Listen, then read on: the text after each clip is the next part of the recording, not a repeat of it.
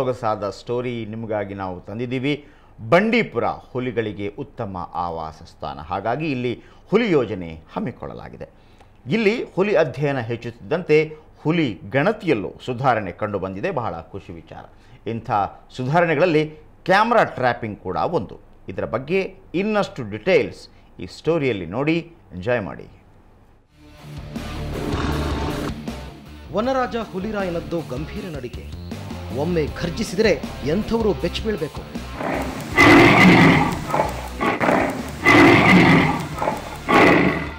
ಹುಲಿ ಹೆಜ್ಜೆ ಜಾಡನ್ನ ಕಂಡುಹಿಡಿಯೋದು ಅಷ್ಟು ಸುಲಭವಲ್ಲ. ಹಾಗಾಗಿ ಕಾಡಲ್ಲಿರೋ ಹುಲಿಗಳ ಗಣತಿ ಕಷ್ಟ. ಹುಲಿ ಗಣತಿಗೆ ವನ್ಯಜೀವಿ ತಜ್ಞರು ಕಾಲಕಾಲಕ್ಕೆ ಹಲವು ವಿಧಾನಗಳನ್ನು ಕಂಡುಕೊಂಡಿದ್ದಾರೆ. ಸದ್ಯ ಕ್ಯಾಮೆರಾ ಟ್ರ್ಯಾಪಿಂಗ್ ವಿಧಾನದಿಂದ ಹುಲಿ ಗಣತಿ ನಡೆಸಲಾಗ್ತಾ ಇದೆ. ಈ ವಿಧಾನದಿಂದ ಹುಲಿಗಳ ಸಂಖ್ಯೆಯನ್ನ ನಿಖರವಾಗಿ ಅಂದಾಜಿಸಬಹುದು.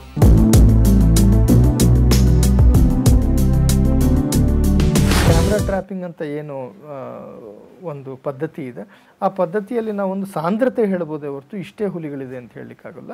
ಆದರೆ ವೈಜ್ಞಾನಿಕವಾಗಿ ಬಹಳ ನಿಖರವಾಗಿ ಕೊಡೋ ಅಂಥ ಇದೊಂದು ಪದ್ಧತಿ. ಕ್ಯಾಮೆರಾ ಟ್ರ್ಯಾಪಿಂಗ್ನಲ್ಲಿ ಹುಲಿಯ ಚಿತ್ರ ಸೆರೆ ಹಿಡಿಯಲಾಗುತ್ತೆ. ಹುಲಿ ಓಡಾಡುವ ಜಾಡಿನಲ್ಲಿ ರಸ್ತೆಯ ಎರಡೂ ಮಗ್ಗುಲುಗಳಲ್ಲೂ ಕ್ಯಾಮೆರಾ ಅಳವಡಿಸಿ ಹುಲಿಯ ಚಿತ್ರ ತೆಗೆಯಲಾಗುತ್ತೆ. ಮತ್ತೆ ಮತ್ತೆ ಇದೇ ಪ್ರಯತ್ನ ಮಾಡಿ ಕೊನೆಗೆ ಎಷ್ಟು ಹುಲಿಗಳಿವೆ ಅನ್ನೋದನ್ನು ತಿಳಿದುಕೊಳ್ಳಲಾಗುತ್ತೆ. ಅಚ್ಚರಿ ಅಂದರೆ ಪ್ರತಿ ಹುಲಿಯ ಮೈಮೇಲಿನ ಪಟ್ಟೆಗಳು ಭಿನ್ನವಾಗಿರುತ್ತವೆ. ಈ ಪಟ್ಟೆಗಳಿಂದ ನಿರ್ದಿಷ್ಟ ಹುಲಿಯನ್ನು ಸುಲಭವಾಗಿ ಕಂಡುಹಿಡಿಯಬಹುದು. ಕ್ಯಾಮರಾ ಟ್ರ್ಯಾಪ್ ಇಟ್ಟಾಗ ನಮಗೆ ಕೆಲವು ಹುಲಿಗಳ ಚಿತ್ರ ಸಿಗುತ್ತೆ. ಆ ಹುಲಿಗಳ ಚಿತ್ರದಿಂದ ನಾವು ಪ್ರತಿಯೊಂದು ಹುಲಿ ಇದೆಯಾ ಅಥವಾ ಬೇರೆ ಅಂತ ಮಾಡ್ಬೋದು. ಯಾಕೆಂದರೆ ಹುಲಿಗಳ ಮೈ ಮೇಲೆ ಪಟ್ಟೆ ಗುರುತಿರುತ್ತಲ್ಲ, ಅದು ಬಹಳ ವಿಶಿಷ್ಟ. ಹುಲಿಗಳ ಚಿತ್ರ ನಿಮಗೆ ಬಂದಾಗ ಅದನ್ನು ಹೋಲಿಕೆ ಮಾಡಿ ಅದು ಒಂದೇ ಹುಲಿಯ ಬೇರೆ ಹುಲಿಯ ಅಂತ ನಾವು ಹೇಳ್ತೀವಿ. ಬಂಡೀಪುರ ಅರಣ್ಯ ಪ್ರದೇಶದಲ್ಲಿ 126 ಕಡೆ ಕ್ಯಾಮೆರಾಗಳನ್ನ ಇಟ್ಟು 20 ರಾತ್ರಿ ಸಮೀಕ್ಷೆ ನಡೆಸಲಾಗಿದೆ. ಇದರ ಆಧಾರದ ಮೇಲೆ 90ಕ್ಕೂ ಹೆಚ್ಚು ಹುಲಿಗಳಿವೆ ಅನ್ನೋದು ಗೊತ್ತಾಗಿದೆ. ಆದರೆ ಈ ಒಂದು ವಿಧಾನದಿಂದಲೇ ಹುಲಿಯ ಸಮಗ್ರ ಜೀವನ ಕ್ರಮ ಗೊತ್ತಾಗಲ್ಲ. ಹಾಗಾಗಿ ಹುಲಿ ಗಣತಿ ವಿಧಾನ ಇನ್ನಷ್ಟು ಸುಧಾರಣೆ ಆಗಬೇಕಿದೆ. ಮಸೂದ್, ಸುವರ್ಣ ನ್ಯೂಸ್ 24/7 ಬೆಂಗಳೂರು. ನಿಜಕ್ಕೂ ನಮ್ಮ ಭೂತ ಬಂಗ್ಲೆಯ ಸ್ಟೋರಿ ನಿಮ್ಗಾಗಿ ತಂದಿದ್ದೀವಿ. ಭೂತ ಬಂಗ್ಲೆ ಸ್ಟೋರಿ. ಅಧಿಕಾರಿಗಳಿಗೆ ಅಂತ ತುಂಗಾ ನದಿ ತೀರದಲ್ಲಿ ಒಂದು ಮನೆ ಕಟ್ಟಲಾಗಿತ್ತು. ಆದರೆ ಆ ಕಟ್ಟಡವೀಗ ಥೇಟ್ ಭೂತ ಬಂಗ್ಲೆಯಾಗಿದೆ. ಅಲ್ಲಿ ನಡೆಯಬಾರದ್ದೆಲ್ಲ ನಡೀತಿದೆ.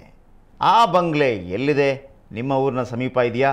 ಅಲ್ಲಿ ಏನೆಲ್ಲ ನಡೀತಿದೆ ಅನ್ನೋದನ್ನು ನೋಡಬೇಕಾದ್ರೆ ಈ ಸ್ಟೋರಿ ನೋಡಿ, ಫುಲ್ ಡಿಟೇಲ್ ನಿಮ್ಗೆ ಗೊತ್ತಾಗುತ್ತೆ.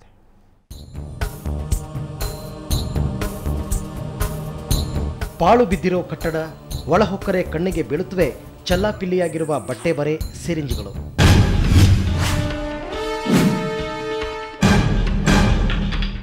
ಶಿವಮೊಗ್ಗದ ಕೋಟೆ ರಸ್ತೆಯಲ್ಲಿ ಹೀನ ಸ್ಥಿತಿಯಲ್ಲಿರೋ ಅರಣ್ಯಾಧಿಕಾರಿಗಳ ವಸತಿ ಗೃಹದ ಸ್ಥಿತಿ ಇದು.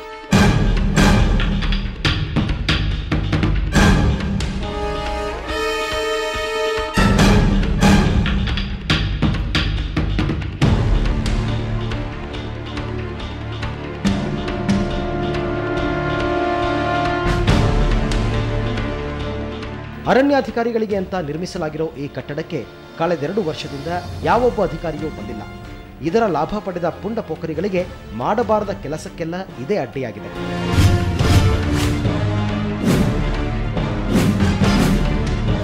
ಇಲ್ಲಿ ಅನೇಕ ಅನಾಹುತಗಳು ನಡೀತದವೆ.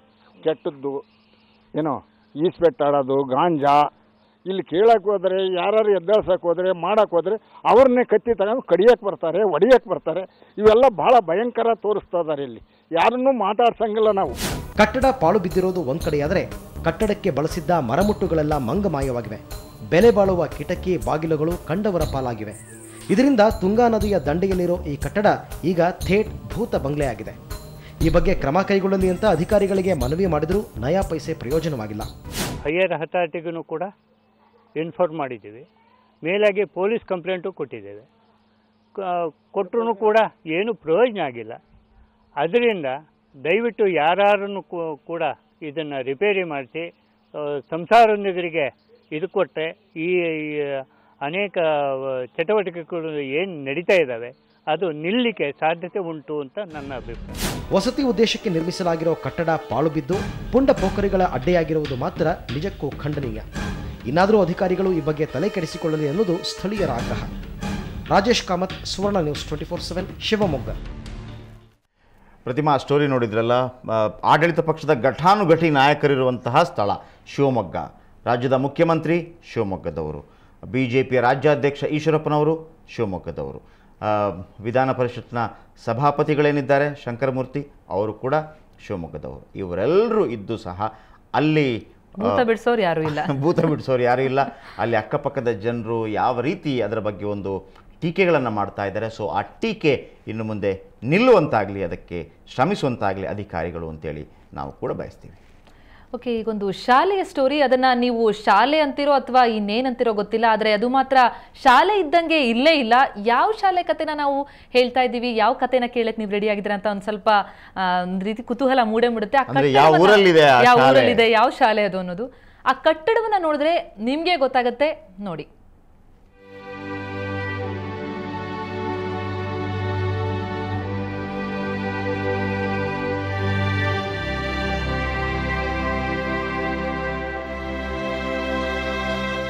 ಇದು ಚಿಕ್ಕಮಗಳೂರಿನ ಉಪ್ಪಳಿ ಹಿರಿಯ ಪ್ರಾಥಮಿಕ ಶಾಲೆ.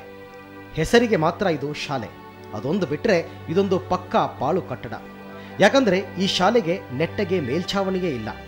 ಹಾಕಿರೋ ಹಂಚುಗಳಂತೂ ಹಾರಿ ಹೋಗಿವೆ.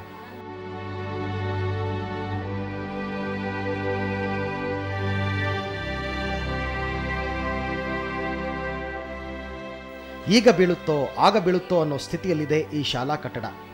ಜೊತೆಗೆ ಮಳೆಗಾಲ ಬೇರೆ ಶುರುವಾಗಿದೆ. ಹೀಗಾಗಿ ಶಾಲೆಯ 250ಕ್ಕೂ ಹೆಚ್ಚು ವಿದ್ಯಾರ್ಥಿಗಳು, ಶಿಕ್ಷಕರು ಜೀವ ಭಯದಲ್ಲೇ ದಿನ ದುಡಿತಿದ್ದಾರೆ. ಈ ಕಟ್ಟಡವನ್ನು ದುರಸ್ತಿ ಮಾಡಿಸಿಕೊಡಿ ಅಂತ ಅಧಿಕಾರಿಗಳನ್ನ ಅಂಗಲಾಚಿದ್ರೂ ಪ್ರಯೋಜನ ಮಾತ್ರ ಆಗೇ ಇಲ್ಲ.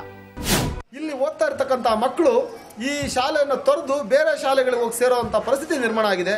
ಇದಕ್ಕೆ ಇಲ್ಲಿ ಜನಪ್ರತಿನಿಧಿಗಳಾಗಲಿ ಅಥವಾ ನಮ್ಮ ಸರ್ಕಾರಿ ಅಧಿಕಾರಿಗಳಾಗಲಿ ಯಾವುದೇ ದಿವ್ಯ ನಿರ್ಲಕ್ಷ್ಯದಿಂದ ಈ ಶಾಲೆ ಈ ಮಟ್ಟಕ್ಕೆ ಬಂದು ತಲುಪಿದೆ.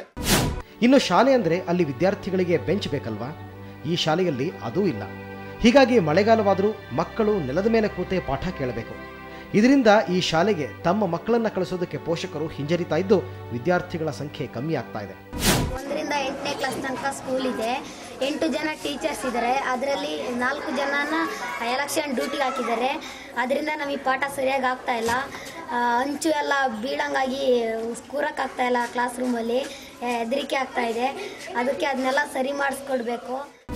ಹಂಚಿನಲ್ಲಿರೋ ಕಂಬಗಳೆಲ್ಲ ಮುರಿದೋಗಿದೆ. ಸ್ಕೂಲಲ್ಲಿ ಯಾರೂ ಓಡಾಡೋಕ್ಕೆ ಆಗ್ತಾ ಇಲ್ಲ. ಮಳೆ ಎಲ್ಲ ಬಂದು ಸುರಿತಾ ಇದೆ. ರೂಮಲ್ಲಿ ಕೂರಕ್ಕಾಗ್ತಾ ಇಲ್ಲ.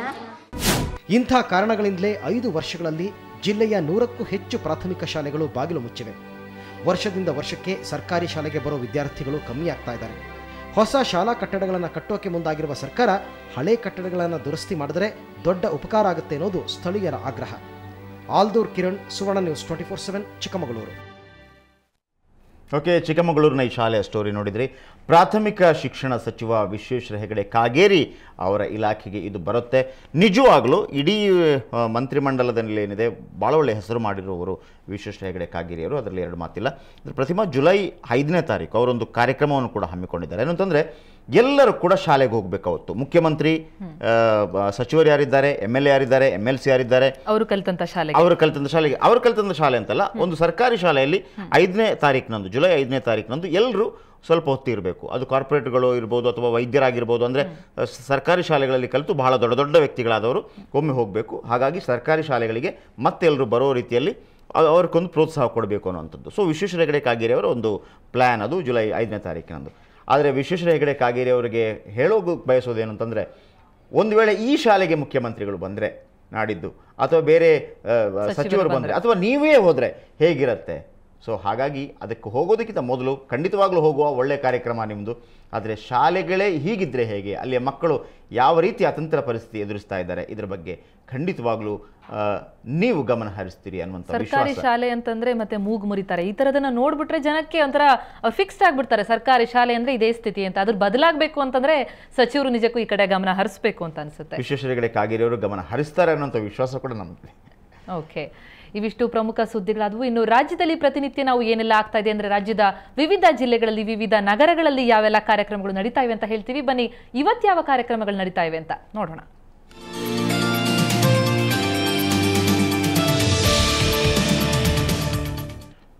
ಓಕೆ, ನೀವು ಶಿವಮೊಗ್ಗದವರಾಗಿದ್ದರೆ ಇವತ್ತು ಬೆಳಗ್ಗೆ 10 ಗಂಟೆಗೆ ವಕೀಲರ ಭವನದಲ್ಲಿ ಕಾನೂನು ಸುರಕ್ಷತಾ ರಥಯಾತ್ರೆ ಕಾರ್ಯಕ್ರಮ ನಡೆಯುತ್ತೆ. ಶಿವಮೊಗ್ಗದಲ್ಲಿ ಇವತ್ತು ಬೆಳಗ್ಗೆ 10 ಗಂಟೆಗೆ ಸುರಕ್ಷತಾ ರಥಯಾತ್ರೆ.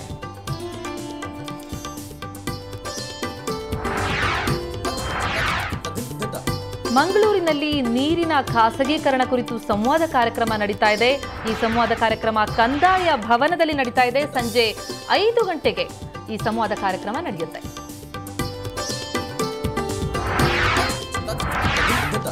ಓಕೆ, ಇನ್ನು ಮೈಸೂರಿನ ಜನರಿಗೆ ಕಾರ್ಯಕ್ರಮದ ವಿಚಾರ ಏನು ಅಂತಂದರೆ, JLB ರಸ್ತೆಯಲ್ಲಿರುವ ರೋಟರಿ ಸಭಾಂಗಣದಲ್ಲಿ ಇಂದು ಸಂಜೆ 6:30ಕ್ಕೆ ಸಾಹಿತಿ ಡಾಕ್ಟರ್ ದೇಜೆ ಗೌ ಅವರಿಗೆ ಅಭಿನಂದನಾ ಸಮಾರಂಭ ಚುಟುಕು ಸಾಹಿತ್ಯ ಪರಿಷತ್ ವತಿಯಿಂದ. ಇಂದು ಸಂಜೆ 6:30ಕ್ಕೆ ಮೈಸೂರಿನ ಜನತೆ ಇದನ್ನು ಗಮನ ಹರಿಸಬಹುದು.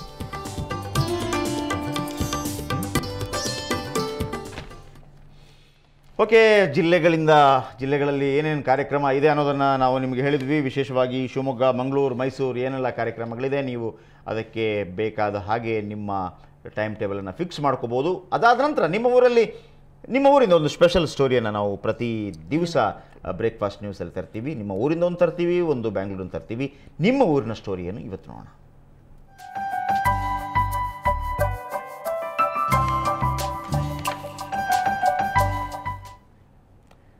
ಇದೊಂದು ವಿಸ್ಮಯದ ಕತೆ. ಆ ಕರು ಹುಟ್ಟಿ ಆಗಿದ್ದು ಕೇವಲ 6 ತಿಂಗಳು. ಆದರೆ ಆ ಮನೆಯವರಿಗೆಲ್ಲ ಅಚ್ಚರಿಯೊಂದು ಕಾದಿತ್ತು. ಏನು ಆ ಅಚ್ಚರಿ ಅನ್ನೋದನ್ನ ಗೊತ್ತಾಗಬೇಕು ಅಂತಂದ್ರೆ ನಾವು ಹೇಳಲ್ಲ, ಈ ವರದಿ ನೋಡಿ.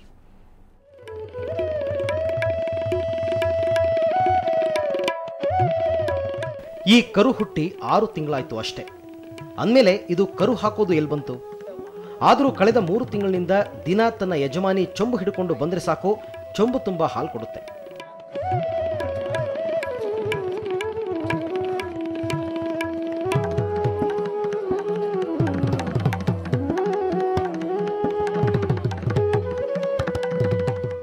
ಇಂಥ ವಿಚಿತ್ರ ಕರು ಇರೋದು ಹಾವೇರಿಯ ಹಿರೇಕೆರೂರು ತಾಲೂಕಿನ ನೂಲಗೇರಿಯ ರೈತ ಹನುಮಂತಪ್ಪ ಅನ್ನೋರ ಮನೆಯಲ್ಲಿ.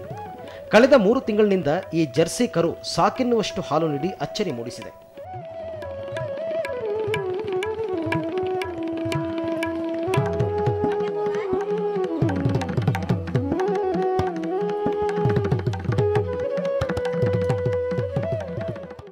ಅದು ನನ್ನ ಕೈಲೇ ಮಾಡೋಕ್ಕಾಗಲ್ಲ, ಮುಟ್ಟಕ್ಕಾಗಲ್ಲ, ಅತ್ಲಾಗ ಆಕಳ ಕೊಟ್ಬಿಡೋಣ ಅಂತ ಮಾಡಿದ್ದೆ. ಆದರೂ ಇರಲಿ, ಮೊಮ್ಮಕ್ಕಳದವು ಇಟ್ಟು ಹಾಲು ಕುಡಿತಾವೆ ಅಂತೇಳಿ ಇಟ್ಕಂದ್ರೆ ಇದು ಕರ ಹುಟ್ಟುತ್ತೆ. ಹೆಣ್ಗರ ಹುಟ್ಟಿದ್ರೆ ಅದು 3-4 ತಿಂಗಳಿಂದ ಏನು ನಮಗೆ ಇದಾಗಲಿಲ್ಲ. ಈ ಮೊಮ್ಮಕ್ಕಳದವಲ್ರಿ, ಅವು ಲೋಟ ತಗ್ತಂದು ಹಾಲು ಜಗ್ಗಕತ್ತಿದ್ವು. ಈಗ ಒಂದು ಅರ್ಧ ಲೀಟ್ರ್ 3/4 ಲೀಟ್ರ್ ಕೊಡ್ತದೆ. ಕರು ಹಾಕದೆ ಬಂಜೆಯಂತಾಗಿದ್ದ ಆಕಳು 6 ತಿಂಗಳ ಹಿಂದೆ ಈ ಕರುವಿಗೆ ಜನ್ಮ ನೀಡಿದೆ. ಆದರೆ ಮೊದಲ 3 ತಿಂಗಳು ಈ ಕರು ಬೇರೆ ಕರುಗಳ ಥರನೇ ಇತ್ತು. ನಂತರ ಆಟವಾಡ್ತಾ ಇದ್ದ ಮಕ್ಕಳು ಅದರ ಕೆಚ್ಚಲು ಹಿಂಡಿದಾಗ ಹಾಲು ಬರ್ತಾ ಇರೋದು ಗೊತ್ತಾಯ್ತಂತೆ. ನಾವು ಈಗ 10-12 ಆಕಳ ಮೇಸೇವಿ. ಆಕಳ ಮೇಸಿದ್ರೆ ಈ ಥರ ಕರ ಎಲ್ಲಿ ನೋಡಿಲ್ಲ ನಾವು. ನಮ್ಮ ಮನ್ಯಾಗ 2-3 ಆಕಳ ನಾವು ಈಗ ಸತತ್ ಹಾಲು ಡೈರಿ ಹಾಕ್ತೇವೆ. ಅಂದ್ರೆ ಕರಿನ ಹಾಲು ಮಾತ್ರ ಇವತ್ತಿಗೆ ನಾವು ಸುತ್ತಮುತ್ತಲ ಹಳ್ಳಿಯಾಗೂ ನೋಡಿಲ್ಲ. ನಾವು ಹಿಂದೂ ನೋಡಿಲ್ಲ, ಮುಂದೆ ನೋಡೋಕೆ ಆಕತೆ ಇಲ್ಲ ಅನ್ನೋದು ಗೊತ್ತಿಲ್ಲ. ಈ ಟೈಮ್ನಾಗ ಇಂಥ ಕರು 5 ತಿಂಗಳಿಂದ ಹಿಡಿದು 6 ತಿಂಗಳವರೆಗಿನ ಕರು ಆಕಳ ಹಾಲು ಕೊಡ್ತೈತಿ. ಒಟ್ನಲ್ಲಿ ಈಗ ಅತ್ತ ತಾಯಿ ಹಸು, ಇತ್ತ ಕರು, ಎರಡರಿಂದಲೂ ಹಾಲು ಸಿಗ್ತಿದೆ. ಈ ಕರು ಹಾಲು ಕೊಡ್ತಾ ಇರೋದನ್ನ ನೋಡಿ ಎಲ್ಲರೂ ಅಚ್ಚರಿಗೊಂಡಿದ್ದಾರೆ. ಸುರೇಶ, ಸುವರ್ಣ ನ್ಯೂಸ್ 24/7 ಹಾವೇರಿ. ಓಕೆ, ಹಾವೇರಿಯ ಸ್ಟೋರಿ ನೋಡಿದ್ರಲ್ಲ. ಸೊ ಮಕ್ಕಳು ಏನೋ ಒಂದು ಆಟ ಆಡಲಿಕ್ಕೆ ಹೋಗಿ ಈ ವಿಷಯ ಗೊತ್ತಾಗಿದೆ. ಒಟ್ಟಾರೆಯಾಗಿ ತಾಯಿ ಹಸು ಏನಿದೆ, ಕರು ಹಸು ಏನಿದೆ, ಎರಡರಿಂದಲೂ ಹಾಲು ಅವರಿಗೆ ಸಿಗ್ತಾ ಇದೆ. ಕ್ಷೀರಸಾಗರನೇ ಹರಿತಾ ಇದೆ. ಆದರೆ ಅದು ಹೇಗೆ ಸಾಧ್ಯ ಅನ್ನೋದ್ರ ಬಗ್ಗೆ ಕೂಡ ಮುಂದಿನ ದಿನಗಳಲ್ಲಿ ಖಂಡಿತ ಚರ್ಚೆ ಆಗುತ್ತೆ. ಬಹುಶಃ ನಮ್ಮ ಸ್ಟುಡಿಯೋದಲ್ಲೂ ಕೂಡ ಅದರ ಬಗ್ಗೆ